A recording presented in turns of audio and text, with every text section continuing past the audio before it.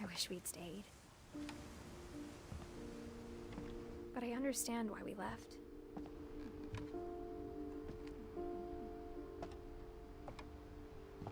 What happened that night had been coming for a long time. Maybe it should have come sooner.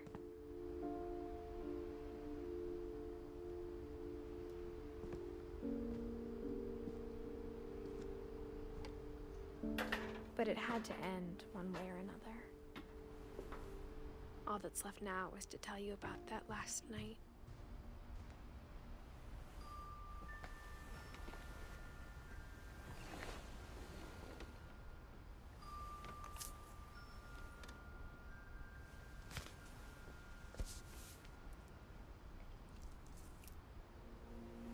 That whole last day, Edie just watched us pack and didn't say a word.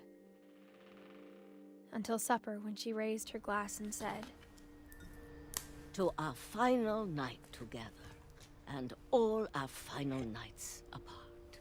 Grandma, you know what I said about alcohol. Some of your medications are very Edith, specific. I left a present for you in the hallway. Why don't you go open it? The grown-ups have to argue now. I'm sorry, you're right.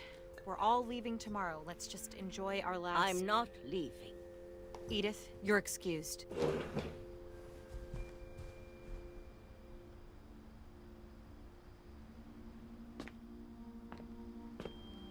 the power had been shut off that morning, but Edie always had plenty of candles.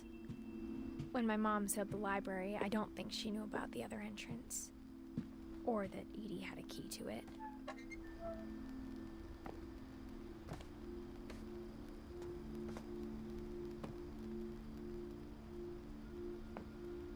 That thing you're afraid of isn't going to end when you leave the house. Edith has a right to know these stories. My children are dead because of your stories. I think it's best if Edith and I leave tonight. We'll have the nursing home send a van for you in the morning, okay? Dear Edith, there's so many stories I wish I could tell you, but there's only time for one. This is about what happened on the night you were born. That night, the tide went way, way out.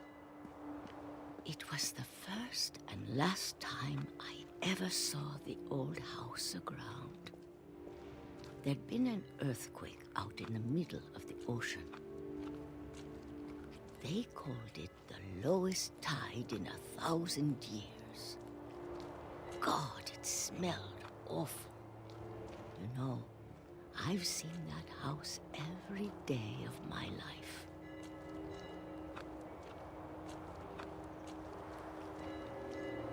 But I never thought I'd go back to it.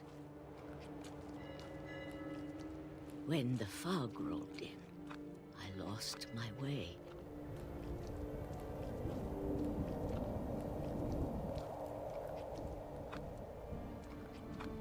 I got turned around.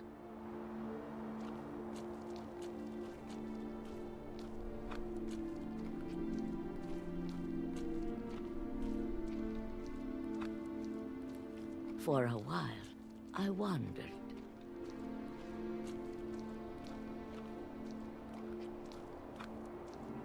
I started seeing things.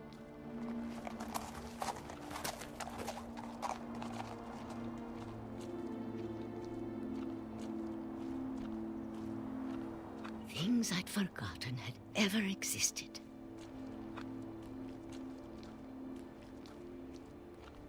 But when I saw them, they felt like old friends. That night, a lot of things came back to me.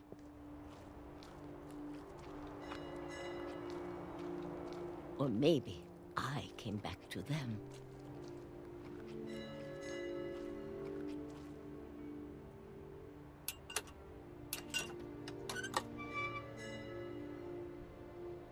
Things I can't explain, but that I need you to try and... Edith, what are you doing in here?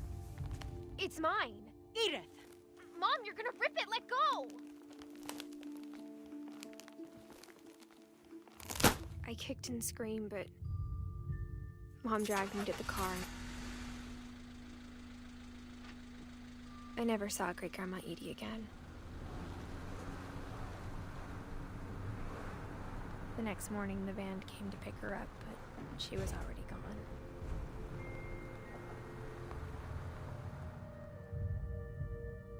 After that, we moved around a lot.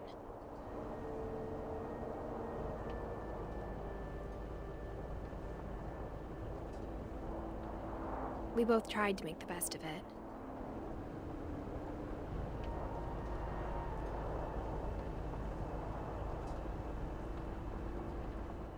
A few years went by.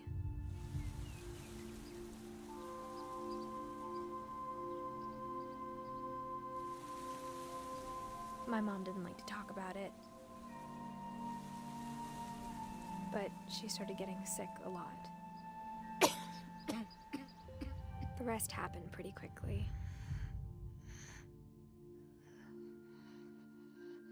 She got better for a while,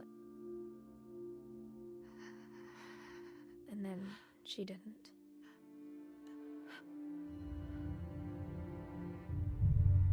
And then I was alone.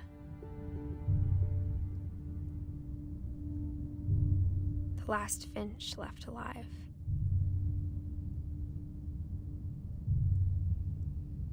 Until I found out about you.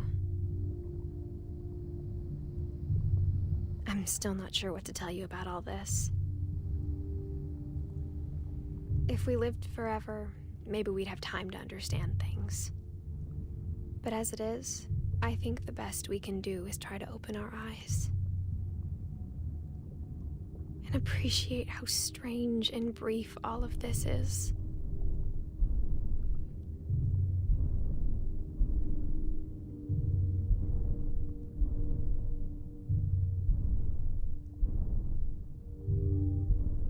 This journal was supposed to be for you.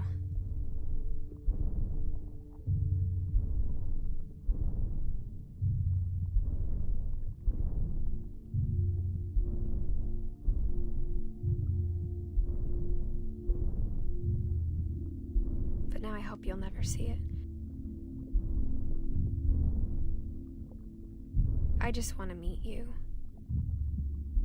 and tell you all these stories myself. I guess if you're reading this now,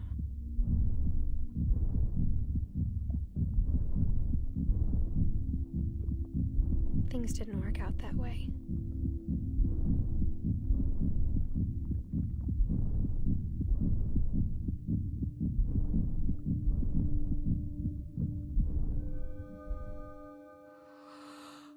This is where your story begins.